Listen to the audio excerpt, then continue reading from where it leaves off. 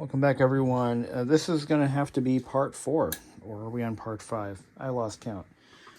I wanted to start off this video and kind of share a product that I found. And if you're building or preserving a retro PC or even a laptop for that matter, you might want to consider reaching out to this gentleman.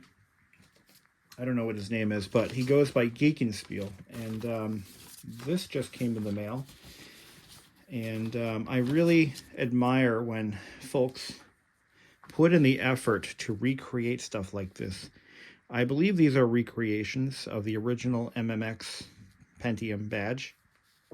I got that for our Windows 98 PC, by the way. But we also got the Microsoft Windows badge. This would have gone on a computer like this when it was new. We also have the Intel Inside sticker as well. And you can reach Geekenspiel. I don't know what his website is. Oh, there it is, geekenspiel.com. Right there. Take a look at that. Definitely check it out. Good stuff. He also made, and I didn't realize this, but he also made the ProTech case badge that I chose. So these are going to go on this case. And in a prominent location, because that's just what you do, you know, when you're working on a retro PC like this. And let's see where these should go. The Intel Inside is going to go right there. That's a good place for it. And the design for Microsoft Windows is going to go. And the quality of these labels is incredible.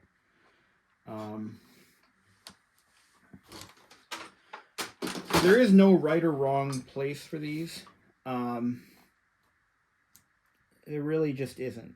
These would have been applied by the system builder, in theory. Some builder packs would have included these. I'll put it right here by the Intel Inside. A nice little column like that. There we go. Doesn't it look like just so nice? Actually, I'm not sure that's where I want it. Can I take these off, or do I have to rebuy them? No, I think we can take this off. The surface is clean. It's only been on for a few seconds. Maybe we put it down here on this. I'll put it right here.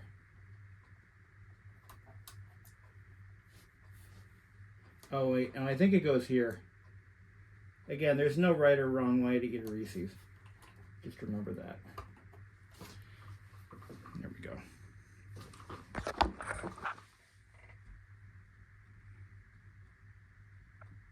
Nice. Okay. Even better news. We have RAM. So a couple of things happened in the intervening videos, and this is why it's taken so long to get this far in the series. What has happened is, I might have to,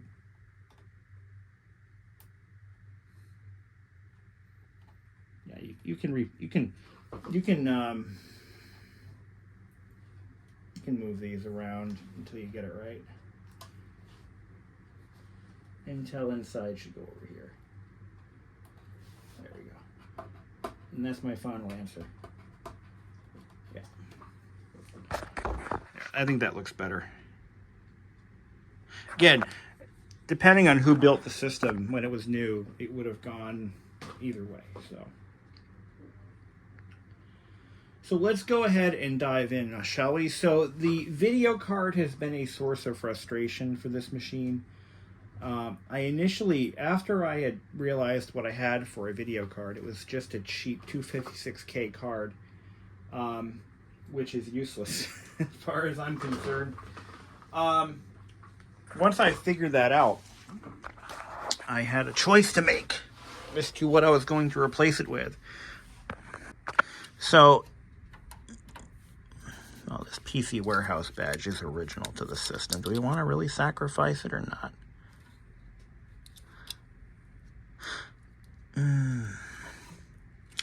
we'll leave it. It's part of its heritage. So I'm going to put this right there.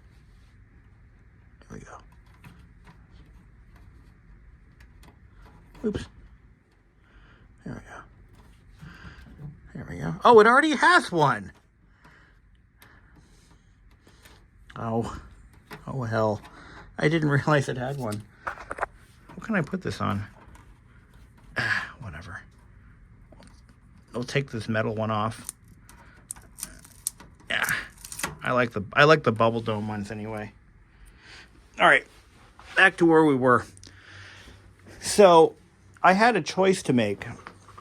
So I decided to go with a Trident card because I remember several of the PCs that I've interacted with before, you know, as a younger person, they had Trident cards. And as a result of that, I decided, you know what, let's go with a Trident and see how things go. Well, that was a mistake. Well, no, it wasn't really a mistake. It was more or less things just didn't go to plan. So the Trident card I chose was an 8900C, which is a 1 megabyte card.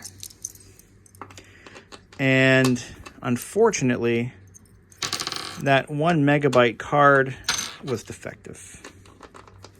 And none of these keys fit. Dagnabbit. This one almost fits. I was hoping to have a working barrel key. Let's try this one again.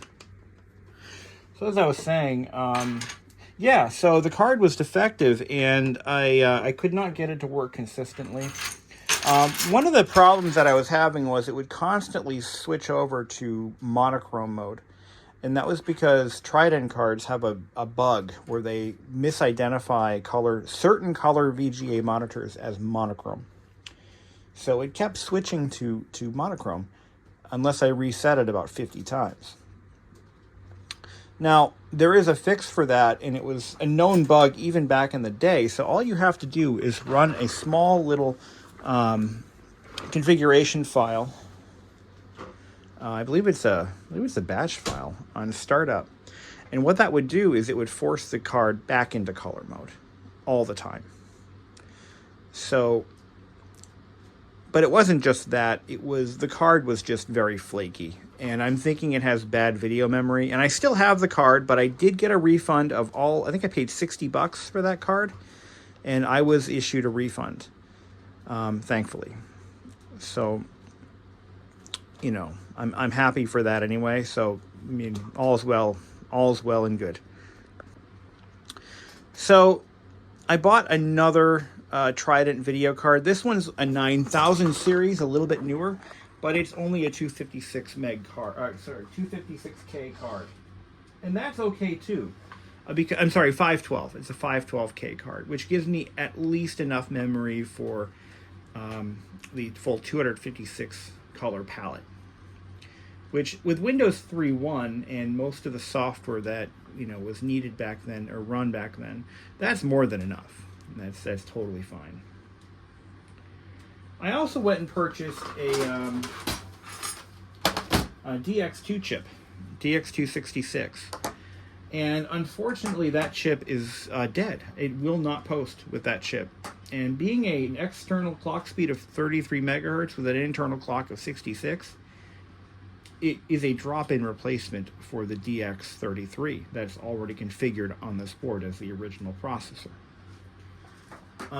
So I kind of question the validity of that, but then again, it should have worked. It should have at least posted, but it won't even post.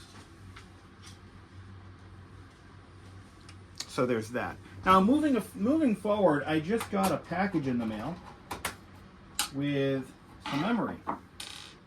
So we're going to hop this baby up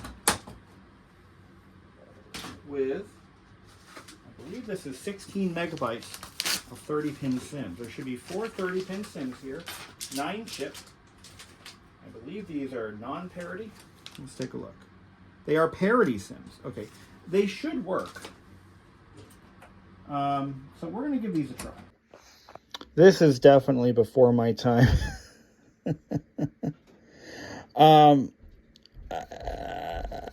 Okay.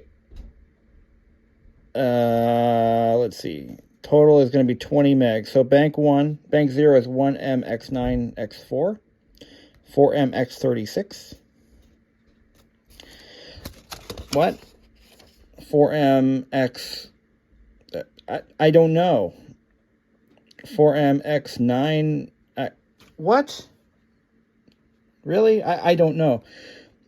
I don't know what that means. I don't know. That is information that I do not know. So, I do know that these systems were very plucky when it comes to installing RAM, but that's pretty plucky if I'm honest. So, these systems don't have the ability to identify, as far as I know, they can't really identify the memory on their own. So you have to tell it what's there. And the jumper settings matter? What? All right, let's just pop these in and see what happens. I just don't understand it. These, I don't know. I just don't know. Well, let's fuck around and find out, shall we? It probably isn't going to work. It's going to beep at me and scream and holler and fuss and yaller, and here we go.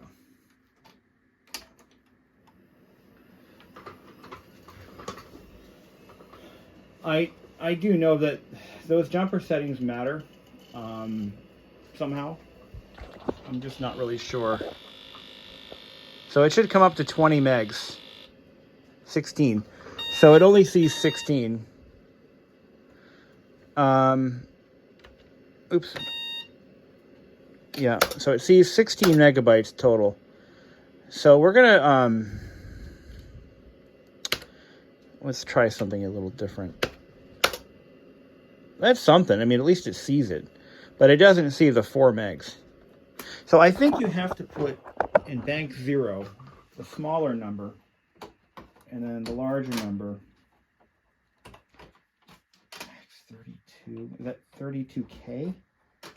Like, what even does that mean? Is that right? I think it's... Hold on.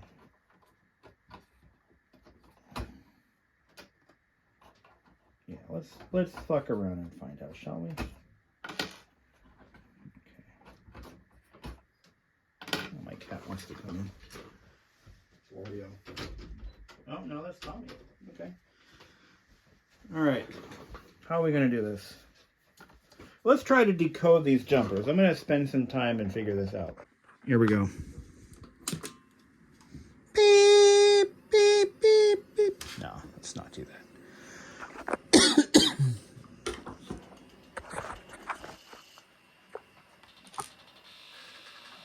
16 megs, so that is a good number. Even if that's all we can do, that's still not a bad number. And that's going to help reduce caching. That's going to help speed things up along pretty nicely. So I think that's definitely a move in the right direction. And putting in 4 80 nanosecond 1 meg sims is probably a dumb idea. You know, putting them back in for what? For what gain? Another 4 megs that it doesn't need? So I think that we should see some performance increases with this. So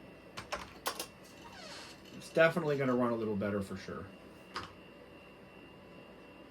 Voynich, the Voynich, that's it. The Voynich manuscript. Voynich. Oh yeah, Mr. Voynich. And I bet you that Voynich manuscript was just some kid's like college art project, and it's taken us thousands of years to figure out, or hundreds of years to try to decode a meaning out of it. All right, let's see how she plays. Whatchamajigger, Max, etc. Let's try SimCity 2000. We'll do the video test. Voynich. The Voynich manuscript. Yes, we need 32 megabytes of RAM for that, just so you know. It's on page 11 of the manuscript. It tells you that you need. Okay, I'm done. So we still have another 66 megahertz processor coming for this. Hopefully that works. We'll see what happens. And what are the requirements for Titanic? Now, I actually ran Titanic Adventure Out of Time on almost the exact system. And, you know what I mean? Hold the phone. Does this have the ability to, because it's parity memory, okay? Does this have the ability to run, oh, wait a minute. I figured it out, guys. I figured it out. Oh my God. I think I figured it out. I figured out the code. But it doesn't quite... Yeah, you know what? You know what? Oh my God, guys. I just figured this out. So, as I understand it, this instruction manual is actually for a version of this board that has a 72-pin RAM slot. Hold on. Hold the phone. Yeah, I think so. Main board layout, page 10.1. Now it's making sense. If that's the case, because there were boards with mixed memory type, or slots. Slottage? Yeah. All right, let's take a look at the board layout.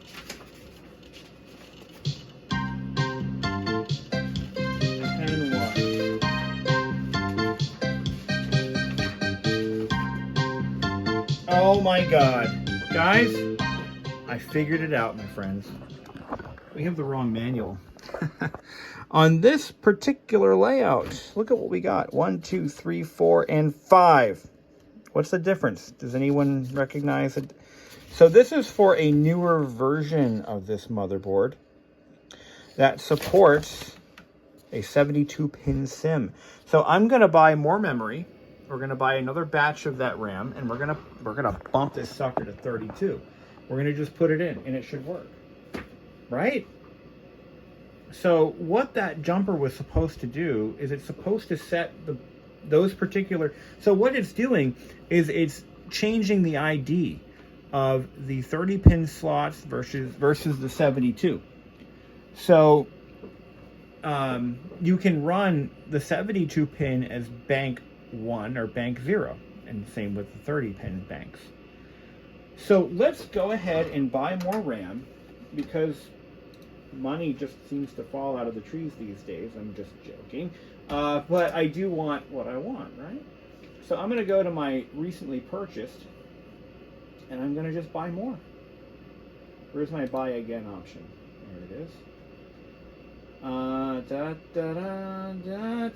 There it is. We're going to buy some more of that from the same guy. It's only 40 bucks. Right? Can I do that? Where is error? Oh, error. I don't think they still have this first. Oh, here we go. You bought this item. Buy another. There we go. There we go. So that will allow us to max out the board, basically. Yeah.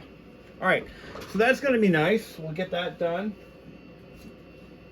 And I've got a new processor. We'll speed this baby up pretty quick. Sticking with the Intel class processor, I believe this board will actually run an AMD chip, because back in those days, AMDs would literally run on any... Like Intel and AMD were intercompatible. It wasn't until, I think, the Pentium era, the K6s and K5s, I think, that was when things started going to hell. All right, so load saved city. Centerville. Articulating splines. Will it say it? Is it going to say it? No? No? Okay, so it loaded my city.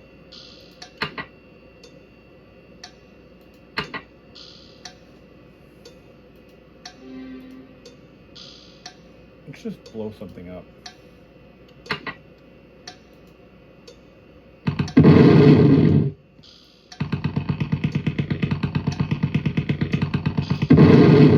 So when we bump this up a little bit,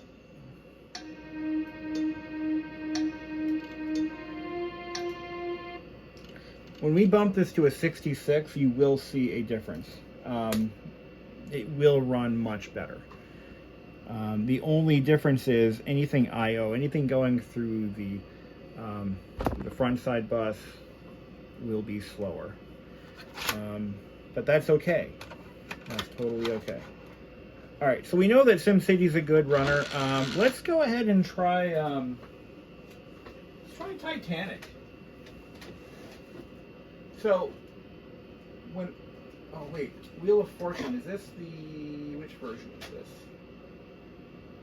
It requires 95, 98, 105. I did find, apparently I have like a dozen copies of Titanic, so here's just one of many. So Windows, Mac,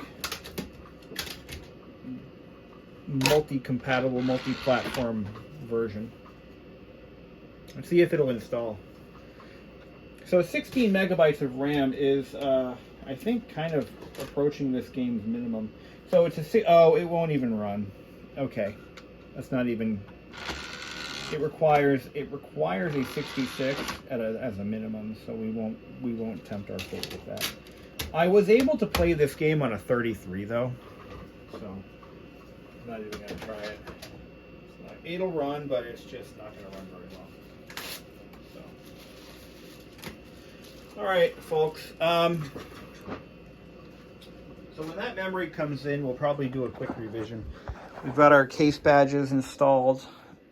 We've got.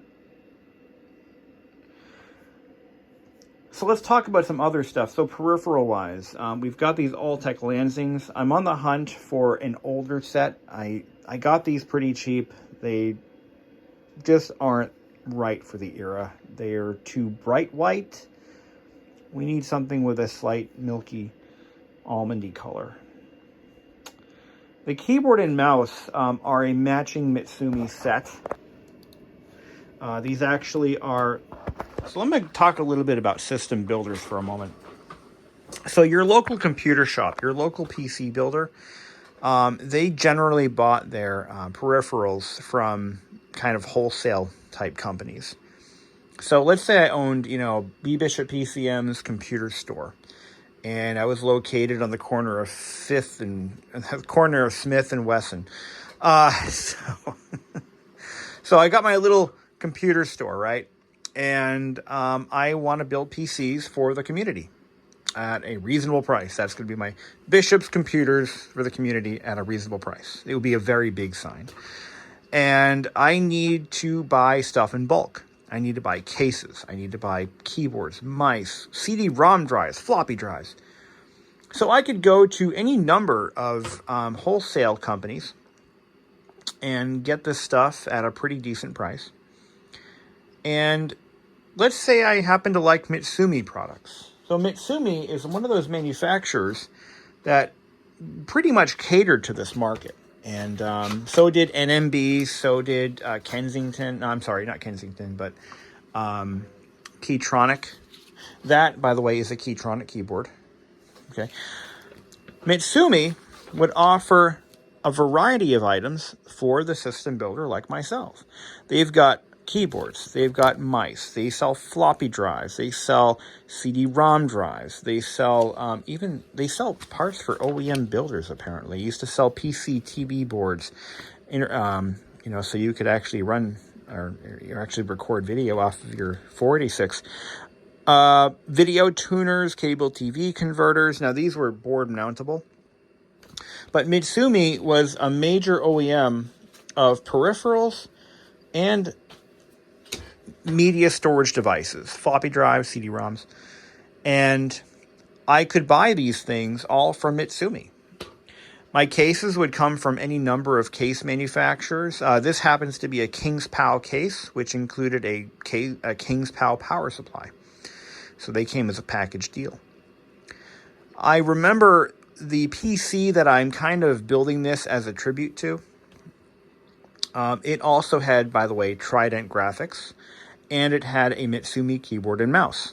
So I was able to buy a brand new in box. This was shrink wrapped. I did a video on it, but I lost the footage because it didn't come out well. A lot of swearing and a lot of, not just kidding. But anyway, so this was part of that. This would have been part of that package. Now, if you look at this little product guide, this actual keyboard is in this guide. No prices are shown, but there's the keyboard right there. Front row center. And the one behind it is, looks like a very poor IBM Model M tribute, because the Model M didn't have the big enter key. But anyway, you typically didn't see Mitsumi products in your local box store, like your Radio Shack, Computer City store, your Circuit City, your, they weren't really big in the retail scene. Most retail stores would sell, Memorex or, let's see, Logitech was big, Microsoft, Micro Innovations, stuff like that. But the Mitsumi products, which were actually very well made, they were actually decent keyboards, decent mice, they were nothing fancy, nothing special, but they were decent products nonetheless. And they were pretty competently built. Yeah, now that I think about it, that's exactly where those stickers would go. Now that I'm really looking at it again. Like, that's just where they would go. I think I nailed it. So, yeah. So we got a brand new Mitsumi mouse. Now, this is a ball mouse. This has never been opened. Check this out. Look at that. Nice, clean rollers. Clean the balls. Nice, clean balls. Clean rollers. I actually have had a few Mitsumi mice over the years, and I kind of prefer these over the name brand, the leading brands. Because they just have a nice feel to them. They're very simple. There's no frills. This is before scrolling wheel mice were de rigueur. Yeah, not a bad little mouse. No adapters needed. It is a legit serial mouse. Now, we did get our clock battery. Now, this is another, there's been PSAs on this going on years now from various users and channels. But if you happen to have an older 386 or 486 logic board, back when they were using soldered on Varta batteries, this is your last warning. If you did not remove your Varta battery, get it out now. Most of these boards have provisions for an external battery. This one never had the Varta battery, but the one in this manual did. It actually calls out the onboard battery. A lot of times those batteries were rechargeable. I think they were all rechargeable. Or maybe they weren't. I could be mistaken. Either way, rechargeable or otherwise, they will always leak. And I think they were almost always alkaline. So they would leak, and the alkaline electrolyte would get all over the board, and it would corrode the shit. Let me show you what that looks like, since you asked. No, that's not what a corroded motherboard looks like. That's just a cute little kitty boy. This is what you want to avoid. The battery fell off of this board.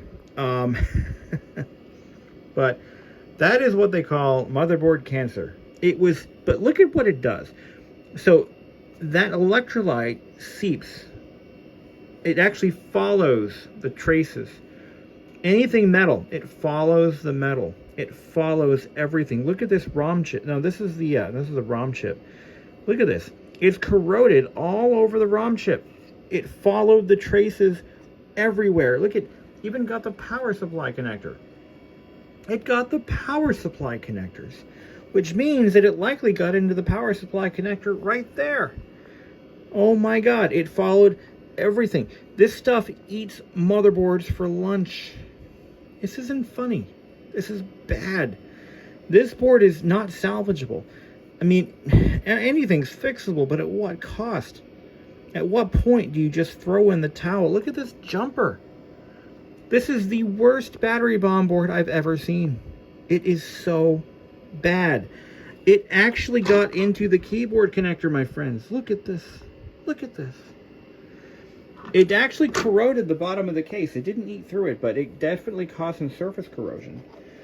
This would have been a cool motherboard to save. It even got to the other side. And look at how extensive. Let me just zoom this in here. Here, let's go over to the bench. It actually got into... Zoom in here. Look at this. Where's my pointer? I must have something I can... I'll use this. The corrosion is so extensive. Here, let's zoom out a little bit. It is all the way down here. All the way over here. All the way down here. You can see tracks that are corroded this far away. Look at how far we are. Boom, boom. This is why, if you've got 386s sitting around in your shop, your garage, your collection, in a museum, whatever, get those damn batteries out of these things. This thing is trashed. One of my viewers actually wants this board. I forget who it was. Please remind me in the comments if you're watching this. I don't recall who you were. But I'm willing to let this board go for nothing, just the cost of shipping. But just don't make it difficult for me because I have a lot of things I got to do. But this would have been a cool board to try saving because it's a nice, it's like one of the last of the 386ers. I believe this board, it might even be newer than the 486 that we're playing with here. But this is an AMD 386 SX40. And that was a pretty quick chip. That was a pretty fast one. It's just a very fast 386. And what's interesting is it has a clock speed of 14 megahertz. So it's probably like a 16 or a 12. But it's probably internally clock doubled to 40 or quadruple. Yeah, probably doubled to like 40 megahertz or more than doubled. It's got some RAM in there. I'm going to leave that in there. I don't want that. But yeah, I mean, look at how extensive this corrosion is. Let's pull this jumper off. If I can. I can't even pull the jumper off. It doesn't even want to come off. Look at that. It is so trashed. So, if you see corrosion, imagine what it looks like. I bet these resistors are compromised internally. And there's these diodes as well. I mean, look at this thing. It's completely destroyed. It's destroyed. There is no saving this board. It is not worth it. Unless you have another board that needs, well, even the ROM chip, I bet, is trash. Let's take a look at it. Now, I don't have that. I have a new light, and I can't put my phone on top because it'll... Well, maybe it will. No, it doesn't. It's a 5 diopter lens that I... So you buy these to order, I think. Well, they don't... It took forever to get this thing. But, yeah, I got it with a 5 diopter magnifier just for, you know, make it so easy to solder things. But look at how extensive that is. This is all avoidable. This probably started corroding. Probably 20 years ago. It probably began to corrode about 20 years ago with a little bit of fuzz on the terminals on the battery or the legs, the little standoffs. And it didn't take long, 20 years, to completely eat the board up. But if you have an external battery like this Tataran, you're not out of the woods because the same thing can happen to these, only it takes longer. So the corrosion can begin in the battery box and actually follow the wiring. I've seen that before. It'll follow the wiring, get to the connector, and spread from there. I have seen it happen. The Apple IIgs has a soldered on, I believe it's a Tataran, like a little half AA thing. That one's been replaced. But you guys have to really don't tempt your fate. Get new batteries. take the old ones out. See, some of these machines need the batteries because they need them to hold the hard drive settings. They don't have automatic BIOSes that can just detect, what kind of a hard drive is installed. So PCs with that ability, you just hit auto setup and it just goes. But these older ones don't have that. So here's the cover. Does it look any different to you guys? It's been painted. I repainted this cover. It had some pretty nasty scratches on the sides. This thing was just kind of thrown into a scrap bin at some point in its life. I'm not surprised, honestly, as to why. But this is the newly painted cover. It took a couple of tries to get the color just right on this. But I think I found just the right shade of beige. I went through quite a few different colors, and this is the one that was closest to the original. The original color never matched the faceplate exactly, and it never will. So I just picked the best out of the 5 or so different shades of beige that I found. And it has that semi-gloss, that low luster finish that I was going after. It looks pretty good. It almost looks original. Like, if you didn't know, you wouldn't know that it was ever touched. But this is pretty much the best I could do without getting a custom can mixed, which cost a lot of money. But then you factor in the number of cans that I bought and tried that weren't right. It probably would have been cheaper to have a custom rattle can made. Expensive lesson learned, but anyway, so this is how it's going to look. I'm going to put it in the living room. I'm hoping it'll fit on my desk. It's a pretty big machine, so we'll see how that pans out.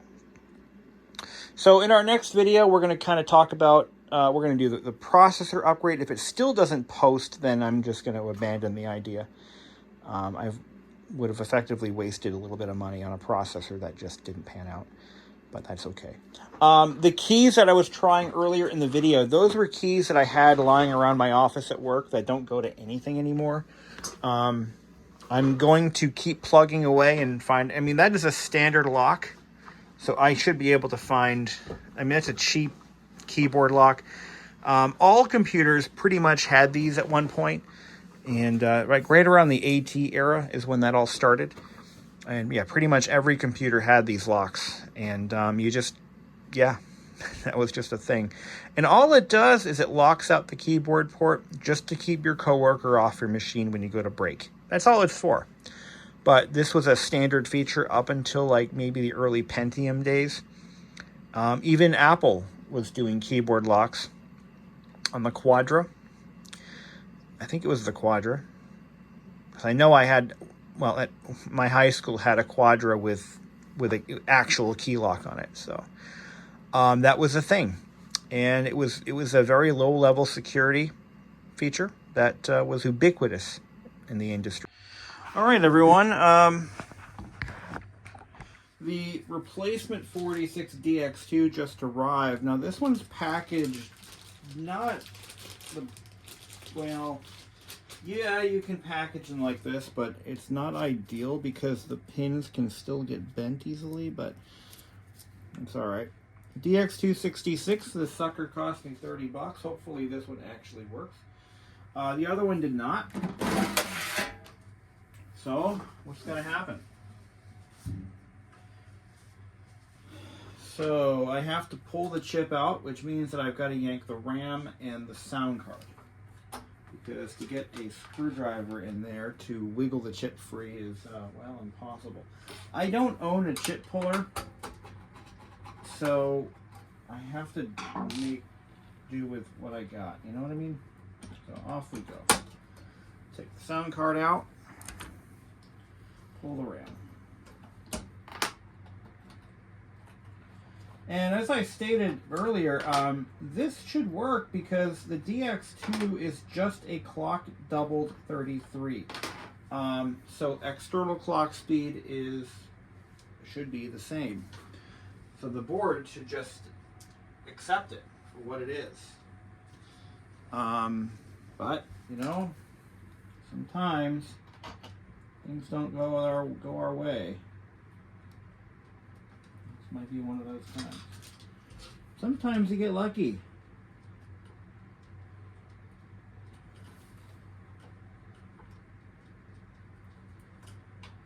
Sometimes you get lucky and things just work. Other times, not so much. So what I'm doing here is we're just working that chip free. Wait a little.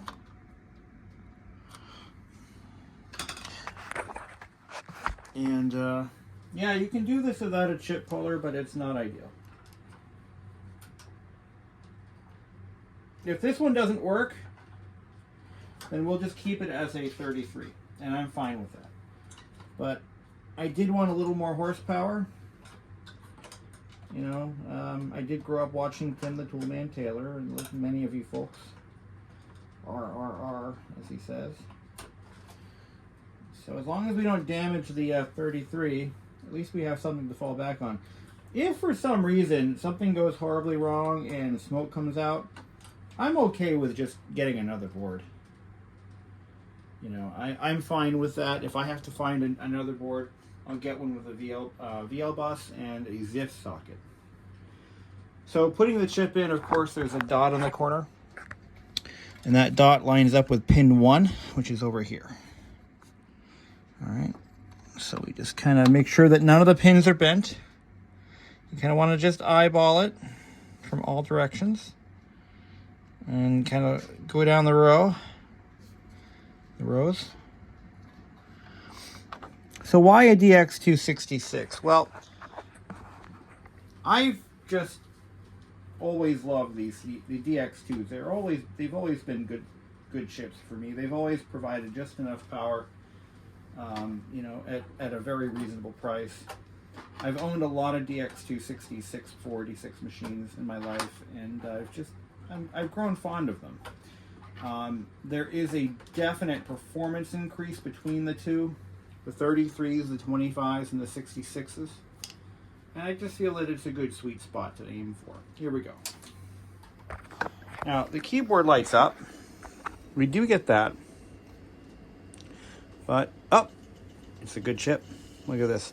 So the motherboard isn't going to report it. It's reporting it as an SX. So we've got to figure out why that is. But there should be a bit of a bump. Yeah. Numeric processor is present. It is set on the board to be a DX2. So there's that. Probably should have done a startup test. But where we're really going to see the performance is if we start like SimCity, for example. That's where we're going to really notice it.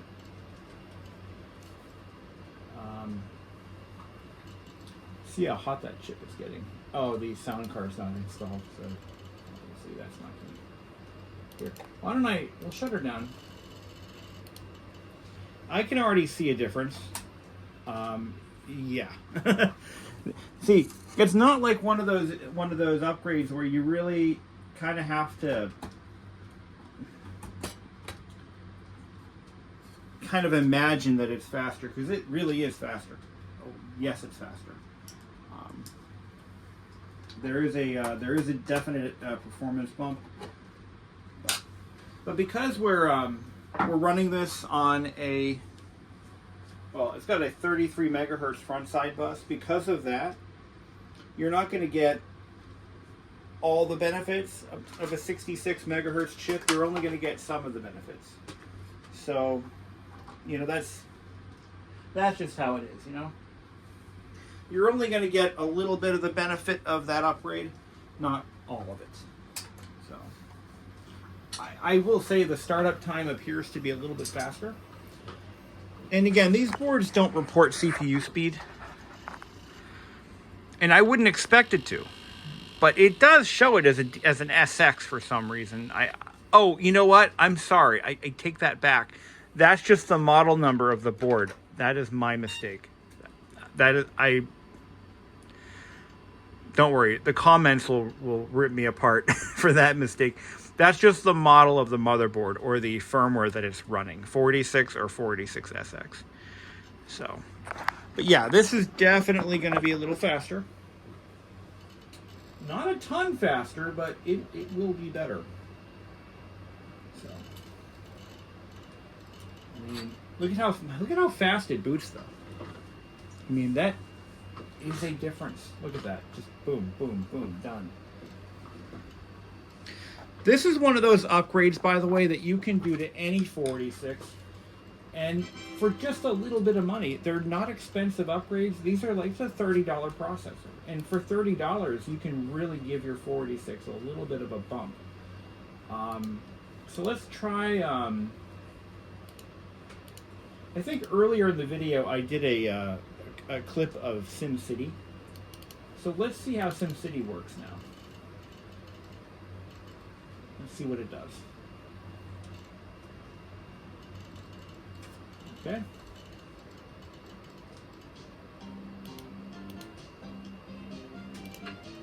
Wow. The difference is remarkable. Oh, yeah. Yeah. Oh, my God, yes.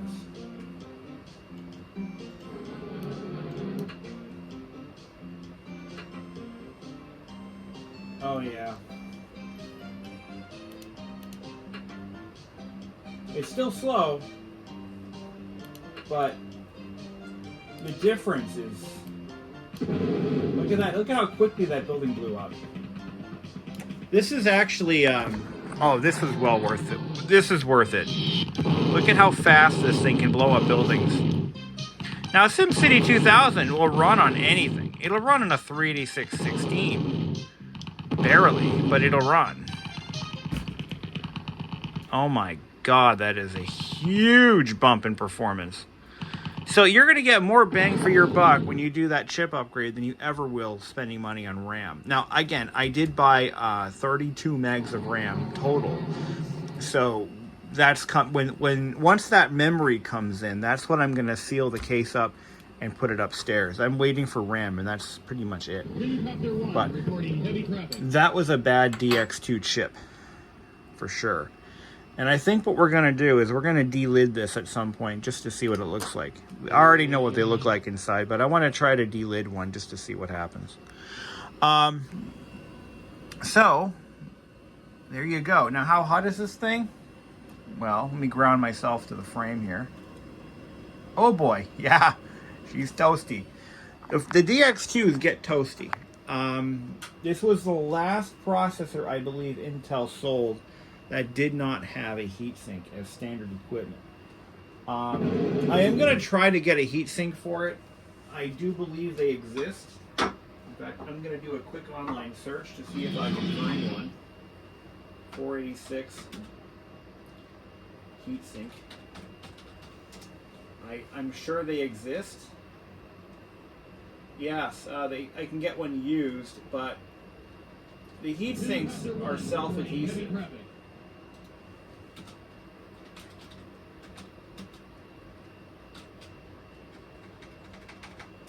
So I'm going to try to get one. You don't need one, but they are definitely an option. You know, so...